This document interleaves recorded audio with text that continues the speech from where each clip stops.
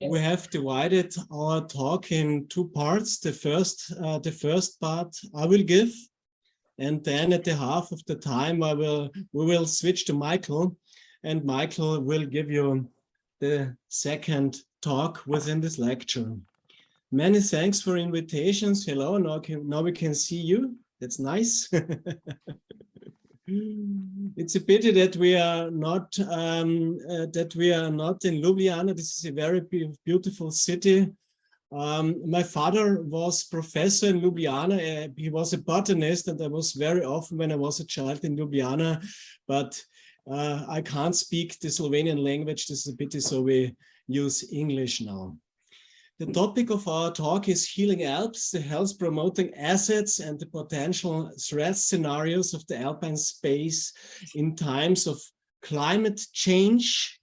And everything starts with the major driver of our times. This is urbanization. Urbanization is a major global trend, and the degree of urbanization is worldwide in rise. For example, Salzburg in the 100 years ago had 19,000 inhabitants. Now we have 169. This is as a rapid growth of urbanization, and this is a global trend.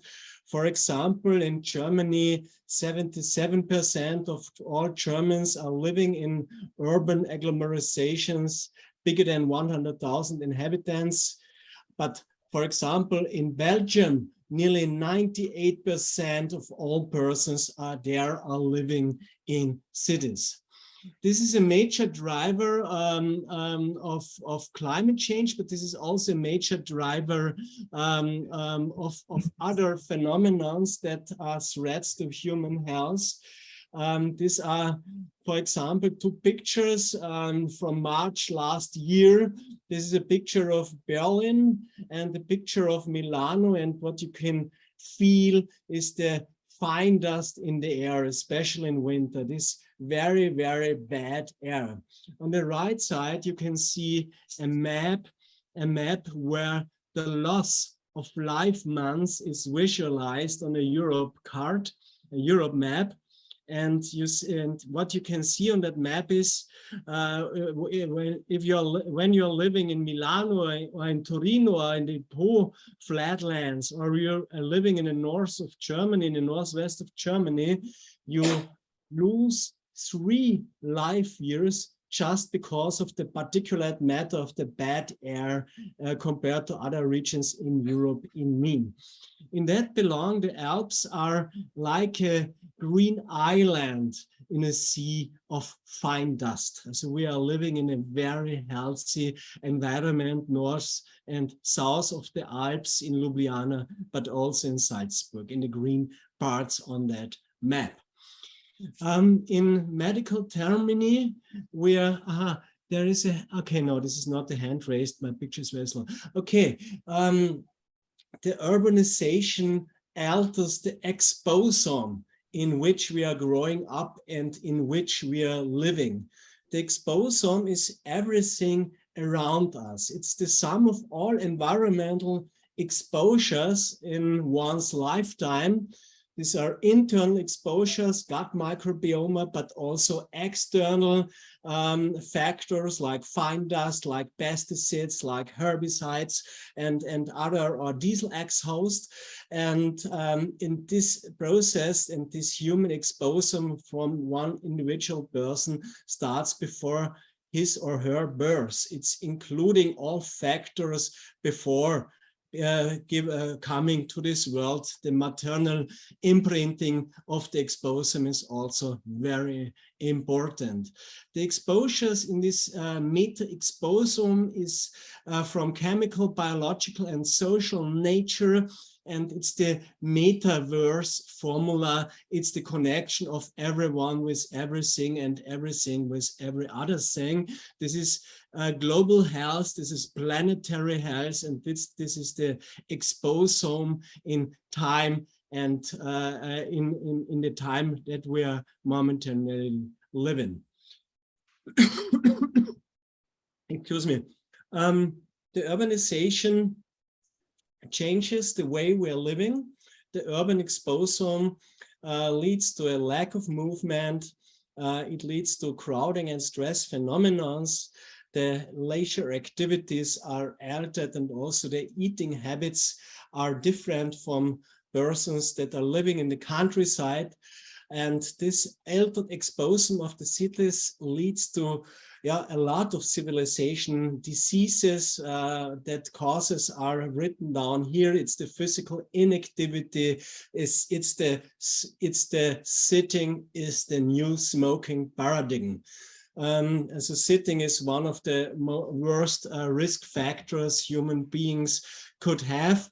And therefore this sentence, and very important sentence, sitting is the new smoking.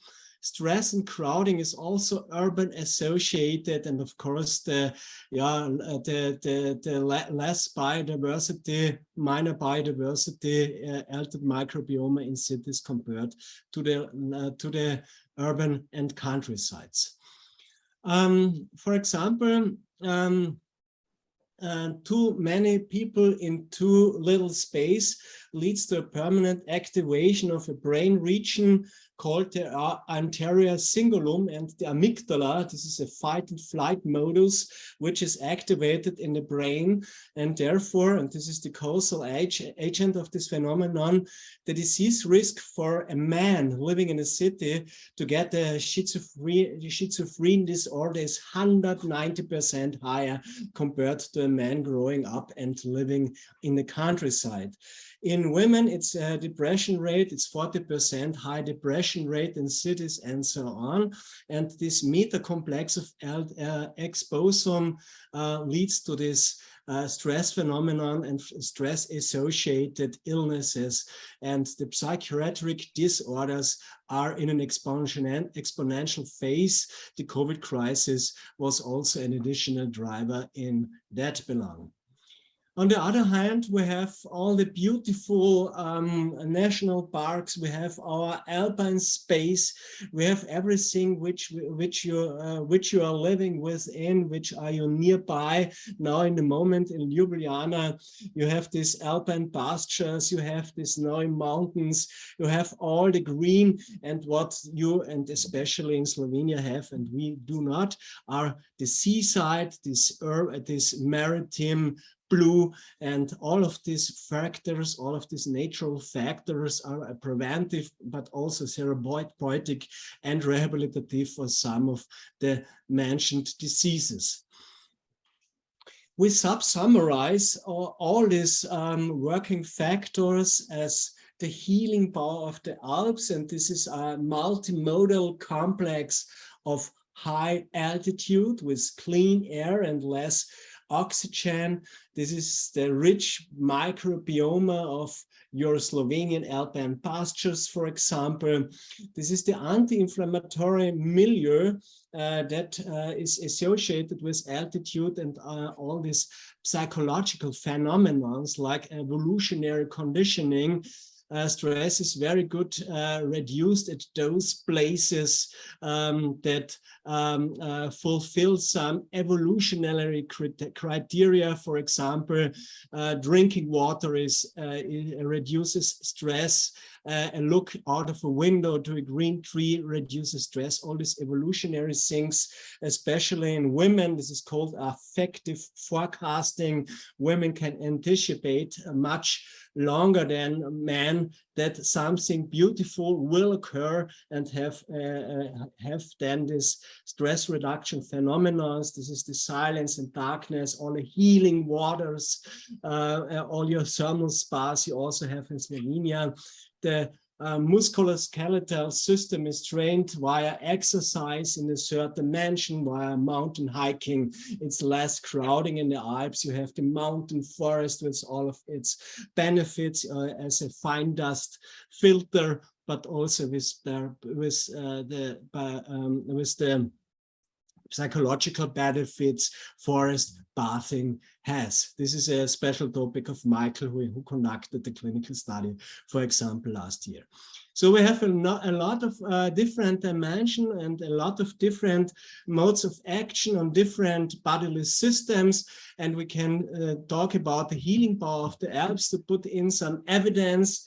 A study we have done in Frontiers in Psychology, we found out that mountaineers, men and women, have fewer mental health problems than the average European, 14% compared to the European mean of 38%.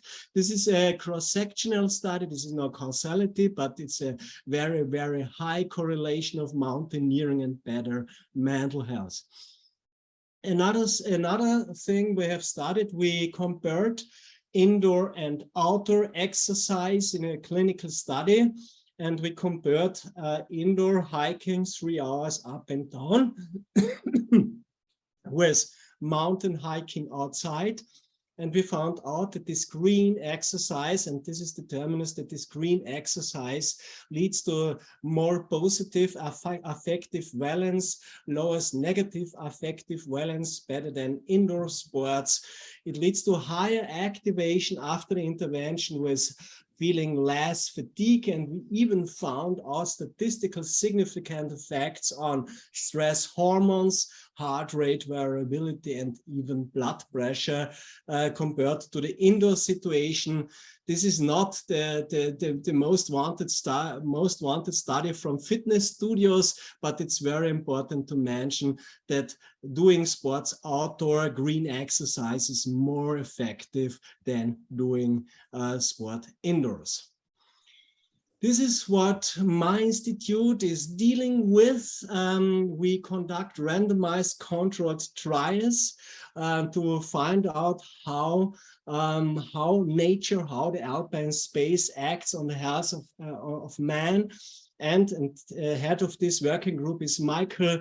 We then create evidence-based health tourism strategies, and we create products that build up on this medical evidence from our clinical studies. So we are right in between the field of medicine and psychology and health tourism.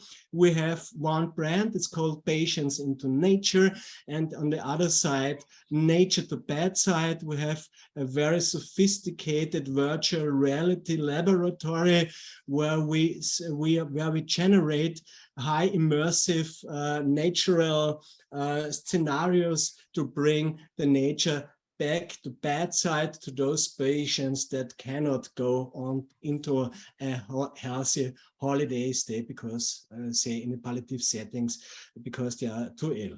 This is a long list of things we have done in different countries in Europe. We are working in Italy, we're working in Germany, France, but also in Slovenia. We have a big project together with TUI and Maribor, and these are our research topics in those mentioned field. I will show you most of my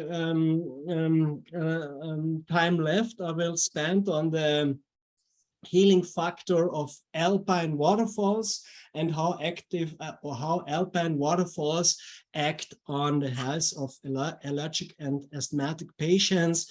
If I have some time left, I will talk about a little about chronic low back pain and the potential of our alpine space for musculoskeletal disorders. The prevalence of allergy and asthma is rising. This is an urban associated illness, and the urban environment and less microbiome is not good for the young immune system. So the children are living up in too much hygiene, and therefore this phenomenon is called hygiene hypothesis or lost friends theory. Too less bacteria from cow dung is not good for our immunological health, especially in the first year of life. So this is scheduled here. We need this environment. We need, because we have a long time of evolution span together with cows. We need the impact of cow microbial biodiversity to grow up correctly. And not only allergy and asthma is prevented by growing up on a farm, but it's also diabetes 1, multiple sclerosis, lupus erythematodes, and even other autoimmunological illnesses we know. The research question was whether the aerosol of the criminal waterfalls are the highest European waterfalls, whether the criminal waterfalls could act on asthma and allergy, because it's a very high concentration of negative air ions and very small aerosol around this waterfall. What you can see here is this enormous concentration of very fine water particles that are, if we look in a physical-chemical model, are very, very reactive and consist out of oxygen radicals, negatively charged water droplets in nanoscale in this waterfall aerosol, and this was the hypothesis, could act on allergic diseases. And the droplet size is shown here. The droplet size of a water droplet is 200 times smaller than a water droplet in an asthma spray. And especially in some distance for the waterfall, these nano aerosols are in a quite high concentration. This study was conducted together with a friend of mine from the University of Beograd, Predrag Kolarc, from the Institute of Physics. He is a world renowned specialist in ion characterization and ion measurement. And together with Pecha, we conducted this study some years ago to find out how the physics of waterfall is. We then conducted a clinical study where we included two groups of children. One group spent 1 hour per day at a waterfall, the other group the other control group in some distance, about 4 kilometers away from the waterfall, landing ground the rest of the day. Both groups did all together. We intervened for a 3 weeks period and conducted this study in cooperation with the University Clinic of Sarajevo. A lot of the children on these pictures are from Sarajevo and came to us to be part of that clinical study. We find a significant better lung function, and this is the rise of lung function over the period of 3 weeks. We find even after 11 days a significant better lung function in those children that were exposed 1 hour per day at the waterfall. We found more of IL-10 anti-inflammatory producing T cells. This is a very important immunological factor of anti-inflammatory nature. We found, and this is what the children are feeling in both groups, a much better asthma symptom and medication score. They lose their asthma symptoms, and the asthma symptoms are then gone over the measured period of over 4 months. Compared to the control group, where after some while asthma symptoms still return. So we find a lot of immunological, clinical and psychological parameters better in this randomized controlled study on the side of the waterfall. The waterfalls induce a balancing immune response and are a state paid from the German and the Austrian state accepted natural health resource that can be prescribed by medical doctors against allergy and asthma. Yes. My last minute, shortly, chronic low back pain, also very important, the most important cause in Europe to spend time at the medical doctor. We conducted a clinical study where we looked whether just walking and passing at in a sulfurous bath versus one moment.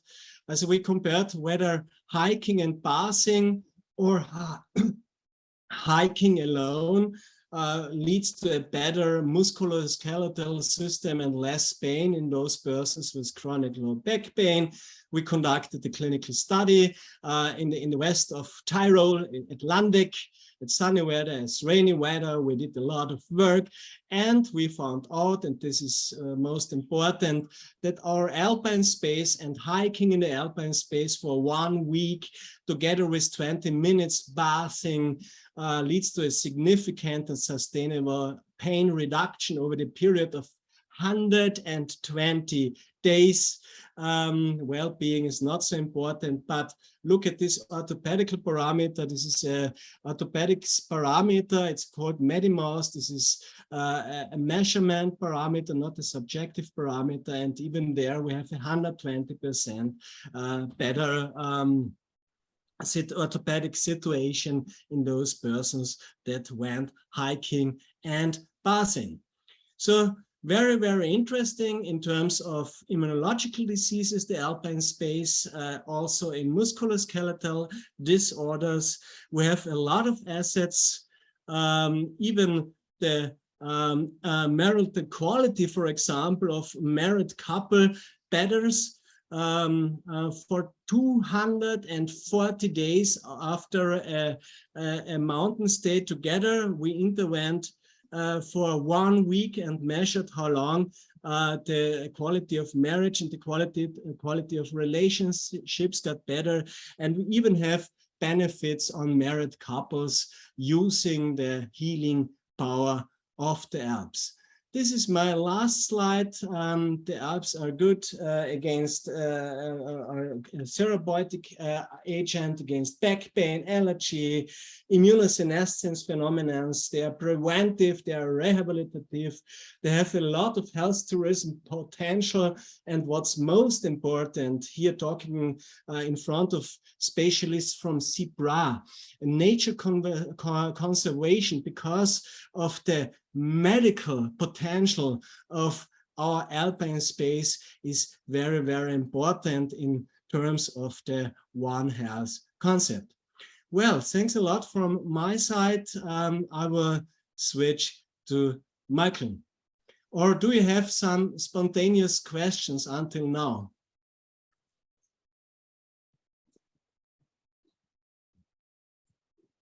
No questions for now. No questions. Okay, then I stop my screen and then Michael takes over. Yes, thank you very much, Arnulf, and hello everybody also from my side. Now in the second part of our presentation, I will focus on a bit more on the focus of climate change.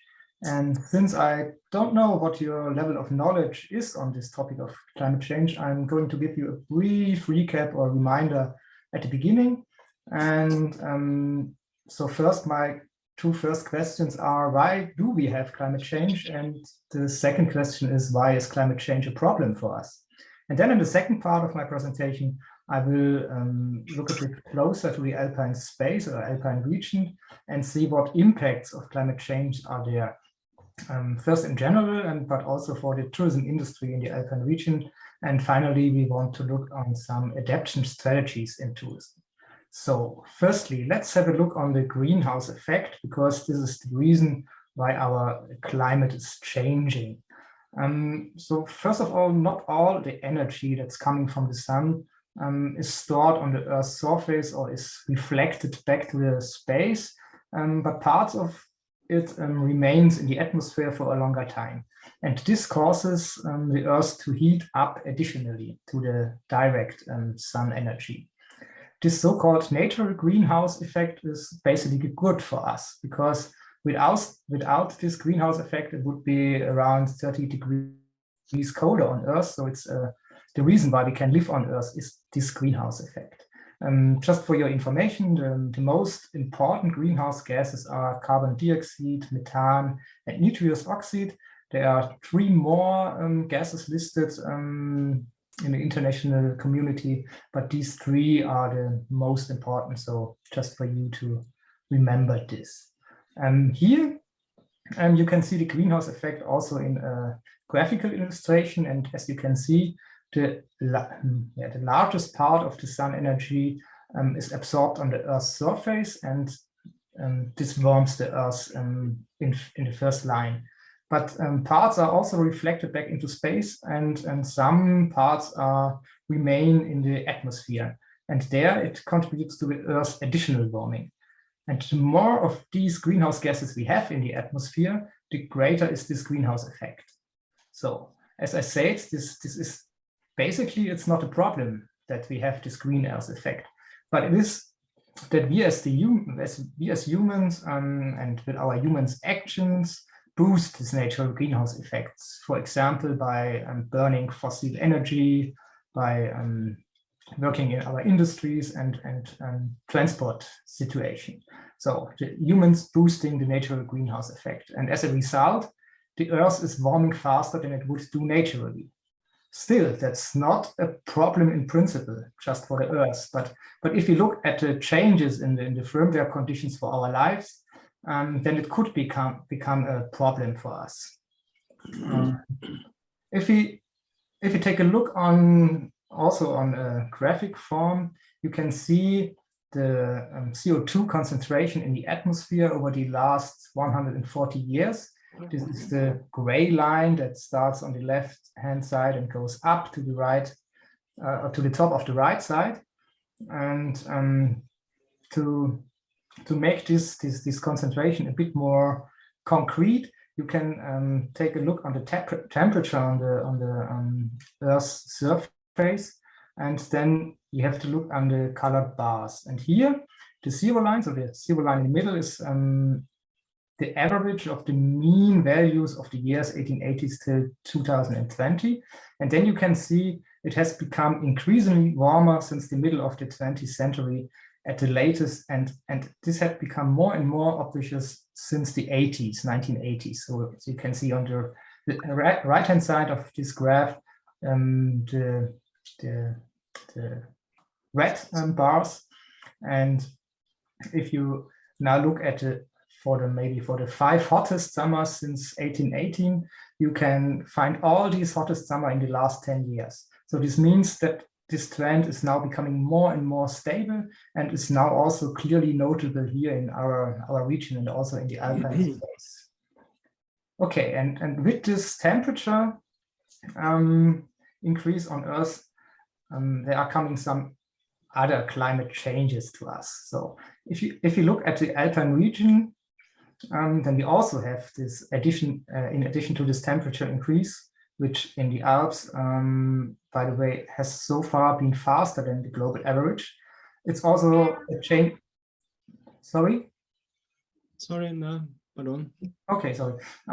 So we have also changes in rainfall. This means that we have a smaller increase in rainfall in winter and a small decrease in summer. So due to the increased temperatures, however, it does not have to be snow that falls in winter. It can also fall in the form of rain. And in summer, it's more likely that we will have also longer dry phases. So one example for this is, together with this, we have also longer periods of heat. This means that the number of heat days will increase, and heat days are days where the temperature rises up to 30 degrees or higher. And we also have increasing events of extreme weather, so maybe, for example, heavy rainfalls or more storms, and they will come more frequent and also more intensive. So these are concrete impacts of the climate change in the Alpine region.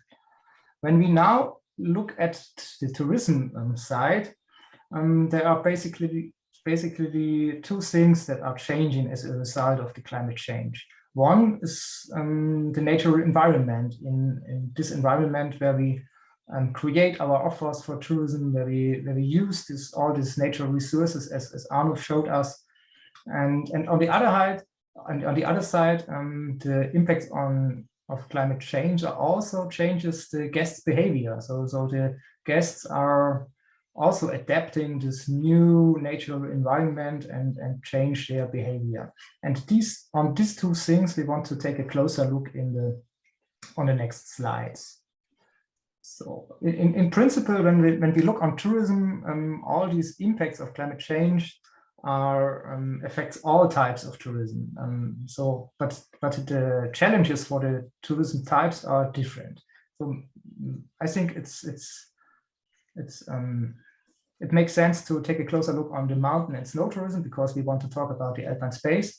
But we also have impacts and challenges for forest and lake tourism, for urban tourism, for coastal and island tourism, and so on. Yeah. So there is a diverse and there are many challenges for many different types of tourism. But let's take a closer look at the topic of the mountain and ski tourism. Here we can make a very easy distinction between the winter and summer season in the alpine space. So, and in winter, the issue of decreasing snow reliability is certainly particularly relevant. And in summer, the issue of increasing extreme weather is relevant. So we want to take a closer look on these two different impacts of climate change. So let's start with the winter tourism and our problem of less snow. It will be warmer, and with this, the duration of snow cover and the amount of snow on our mountains will decrease. So if we look at the situation in a ski resort, we have a basic natural limit from less snow that leads to we have a natural limitation for the number of opening days because of the less snow. And on the other hand, we have also economic limitations for the number of opening days, because less snow leads to an increasing need for technical snowmaking. And under the current conditions, there are some costs that comes with the technical snowmaking.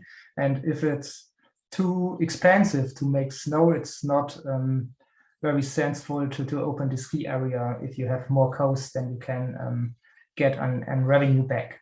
So and there's an old rule for the economical success of a ski area. So a ski area, if you think about a 10-year period, within this 10-year period, the ski area should be open 7 times at least for 100 days per season. Then it could be economically successful. And if you look at the number of possible opening ski days, then you can see that the number of these open ski days will decrease in the next years. First of all, I will show you the relationship between opening days and the return on investment of a ski resort, the so-called break-even point. You can see the black line with the 1, and at the start, this is the break-even point. From there on, the ski resort can make some profits. And here the x-axis show you the number of opening days, and the colored lines represent the so-called optimal ski day. And depending on how many of these optimal ski days we have, I will explain the exact definition of an optimal ski day on the next slide. So the number of the opening days is reduced up to the break-even point. So if you look at the green line, there we have just 0 optimal ski days. We can use the old rule for the opening days of a ski resort, and you need at least 100 opening days to have a economical successful season. And then if you have a bit more from these optimal ski days, maybe 15 or 30, you see the days of the opening days of the ski area will reduce up to 75 or good of 60. So, but what exactly does it mean, optimal ski day? This is a more scientific construct from a former project of us, and there's the optimal ski day defined as a day on which ski resorts generate particularly high revenues because of their optimal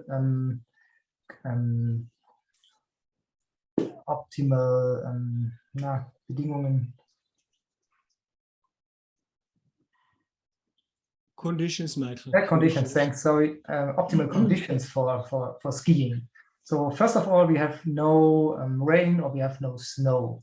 Then the complete ski area is open. Another one is that we have a snow depth on the slopes higher than 30 centimeters. We also have snow in the surrounding landscape, so for the scenery. We have a perceived temperature between minus and +5 degree. We have a sunshine duration bigger than 5 hours per day. We have almost no wind. And the best thing would be that we have also a weekend day or a holiday day. And on these days, they can make the best revenues in ski areas. So this just for a ski day. And we have calculated some scenarios how the number of ski days will develop in the future. Using a moderate climate scenario, maybe 2 degrees warmer in the next 100 years. And it can be seen that the number of these optimal ski days will decrease sharply. So our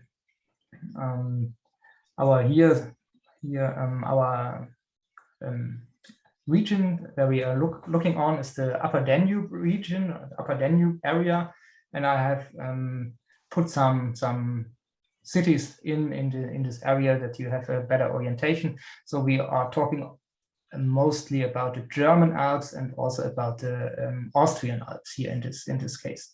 And what you can see is that the number of the optimal ski days changes from the last 10 years. So we have on the left side, on the map on the left side, the years from 2011 to 2019, and till on the right side to our map to the years 2059, round about that. And you can see there is a great decrease in the number of the optimal ski days. Basically, there is a decrease everywhere you look on, and in many cases the number of OSDs is so low that more opening days are needed to make a profit. So the number of open ski area days is increasing in the next years, and so it's becoming more harder for the companies to offer this possibility of skiing or winter sports tourism in future. And when this is just the supply side, so we have some natural challenges, but on the other hand, I say there are also some challenges on the guest side. So let's have a look on the perspective of the guests. And when we look on this, here we can see, and we want to look especially always on the 2 left bars of this graph, because the 2 left bars are describing an alpine ski resort. And there we can see that we have on the one hand round about 36–35% of people don't have a reaction on this climate impacts. They will do business as usual, we call it so. But on the other side, we have here also almost 2/3 who will react on this climate impacts. And these 2/3 guests will either change the destination, maybe to a higher area. So if they make holiday today in the German Alps, they will go to the Austrian or Swiss Alps in the future. Some of them will change the activity on site, so they will need and they will want to use other activities and other offers than skiing. So we need more and new offers. And there are also some guests, they will go to another time, which is also related to the fact that the snow will fall at different times in future. This is the so-called Christmas-Easter shift. And if we summarize this winter tourism and the impacts of climate change on winter tourism, we can say there is not only the problem of less snow, but many resorts, especially at lower altitudes, will not be able to operate profitable in the future. This means that we must reconsider in principle whether we can continue to offer winter sports tourism in these destinations. Then there's the fact that the period in which a ski resort can open is not only shortened, but also shifted. So we have this Christmas-Easter shift. And this is a problem because many providers or many companies get the most revenue from these Christmas days, from ski tourism or winter tourism. So they need new ideas for Christmas offers in the future. So in all, destinations must think about new and alternative offers, about the offer differentiation in future. And from our point of view, health and also wellness could be one of the worthwhile alternatives. One example for this offer differentiation is winter hiking, because you don't need snow for winter hiking. It's good, but it's not necessary to do this.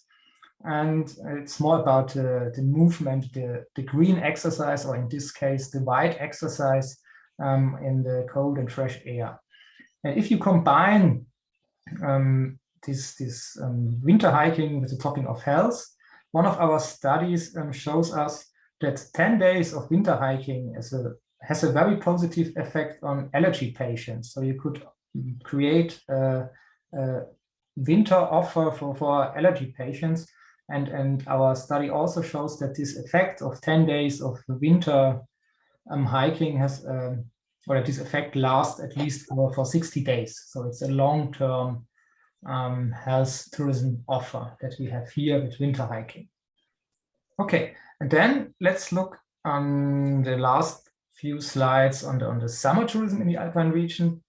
Here especially, we want to talk about the weather extremes that also results out of the rising temperatures.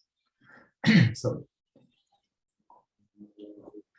for one example, you can see that fauna and flora will change.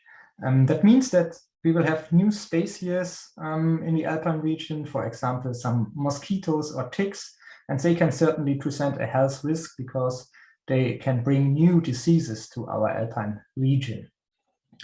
Also, plants will migrate, and we will have some new plants in the Alpine space, and we also will have some changes in the altitude of the plants. So some plants will that we have lower today or lower down today will migrate up to the mountains. And from a health tourism perspective, this could come with pollen. So pollen could be an issue here. So we can also talk, or we can talk about the allergy patients again with this topic of fauna and flora. Then another issue is dryness, because dryness, for example, have an influence on the healing climate of the Alps. So, for example, a certain cold stimulus, which can be helpful for the treatment of respiratory diseases, could only occur at higher altitudes in future, and therefore it could be more difficult to reach this treatment. So it's especially interesting for respiratory diseases. And last but not least, we will have the increasing number of heat days. And with these heat days, so there are days where the temperature rises up to 30 degrees or higher, can represent a major risk for older or elderly people or people with cardiovascular problems. So there are also concrete indications, health risks correlated with the impacts of climate change, as you can see here. And as I have shown you for the winter season, we also conducted a guest survey for the summer tourists. And so how would the summer guests react under these changing climate conditions? And when we first have a look on the bottom, on the bar chart, where we can see some climate impacts, which are important or relevant from the guest perspective. And over 40% of our guests see the weather extremes in particular as problematic for themselves, but also dryness and heat days also play an important role from the perspective of the guest, or from the guest perspectives. And all these guests, they told us that there are some climate impacts that are problematic for themselves. They ask me, what would you do? Would you change your travel behavior because of this changing climate? And here, the same as we see before in the winter seasons, we have almost 43% of people who will do business as usual, so they don't change their travel behavior. But we also have a lot of people that will switch the destination, that will switch the time, or they will do other changes. So also here again, we have many challenges, not only coming from the climate impacts, also coming from the guest perspective, that we have to consider in rethinking alpine tourism. And overall, to sum up this summer season, we see a decrease in the planning safety in particular. This is because extreme weather events are difficult to predict over a long period of time, and also more frequent or faster weather changes could also become a problem in summer tourism, because you never know when they will come. So for destinations, this means they also have to think about infrastructural adjustments. This could be, think about green infrastructure, think about shade areas or public drinking fountains or mountain shelters to address all these climate impacts. And again, we have the same challenge as we have in the winter season. We have to think about new and alternative offers and offer differentiation, and also health and wellness could be one of the good alternatives. So finally, let's take a look at the options that are offered by green infrastructures. Here you can see that not only tourism, but also many other areas that require climate adaptation can be addressed with this idea of green infrastructure. For example, we can do something for disaster prevention, which is also a climate impact problem, or we can do water management to have more and good water in the future. And then we have just two concrete examples on the right-hand side for these infrastructural measures. On the top right, bottom on the top side, on the right side of this slide, we have an example for a public drinking fountain. So this could be a good idea when you think about increasing heat days. And we have on the bottom side, we have this green shadowing example, where we can use this green space, these plants, to create some shadow spaces in our living areas. And with these two examples, I will close our presentation. And I want to thank you for your attention. And we are happy if you have some questions or ideas for discussion. Thank you very much.